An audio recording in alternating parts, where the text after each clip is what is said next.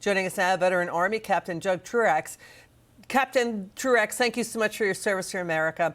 Your reaction to analysts criticizing Europe basically living off the U.S. again? The U.S. is left alone to defend Europe's LNG imports, its oil imports, its shipments of metals, fertilizers, and more. What do you think?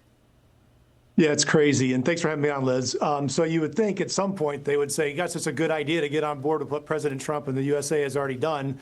It seems like it's a no-brainer to me. I mean, we had air superiority in the first 24 hours, took out their leadership. Militarily, it couldn't be going any better. The only tricky part right now is making sure we can get the Strait opened. And we've been taking out their Navy and their mine-laying equipment and everything else. And so, you know, Trump always gets hit on, oh, you're not working with the allies. Well, here's a perfect opportunity if you're an ally of the United States to just pitch in. Even if you just come out there and, you know, even if you're just like, hey, we're here now, we're going to do whatever we can, and you don't do that much, but at least you're there. I think this whole concept of the United States going out and doing so great militarily, I mean, it's unbelievable. Kudos to our military and the planning that's happened. I mean, I think we're well ahead of schedule of what we thought could happen. And then so they've got this opportunity. Just take it and quit spending so much money on your green energy and just spend some military money.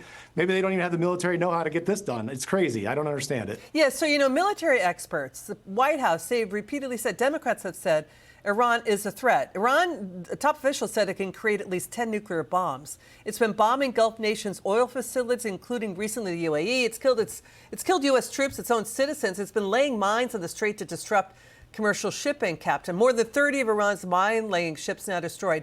Let's listen to President Trump saying this about National Counterterrorism Center Director Joe Kent resigning. Joe Kent saying Iran is not a threat. Watch. I read his statement. I always thought he was a nice guy, but I always thought he was weak on security, very weak on security. I didn't know him well, but I thought he seemed like a pretty nice guy. But when I read his statement, I realized that it's a good thing that he's out, because he said that Iran was not a threat. Iran was a threat. Every country realized what a threat Iran was. The question is whether or not they wanted to do something about it. What do you think, Captain, about the statement Iran is not an imminent threat? Yeah, I don't understand what he's thinking. I think sometimes what happens is folks like him tend to miss the forest for the trees. I mean, I understand we don't want to get involved in regime change.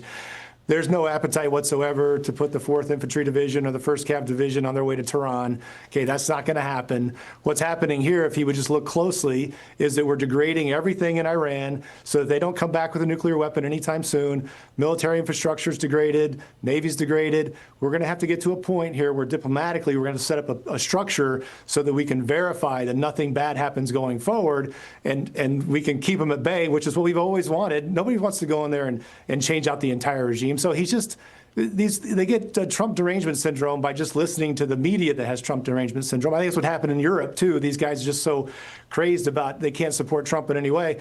And we're doing great. And they just need to stop. They just need to get their breath together and just calm down and just help us out here a little bit. Captain Truax, thank you. And thank you for your service to America.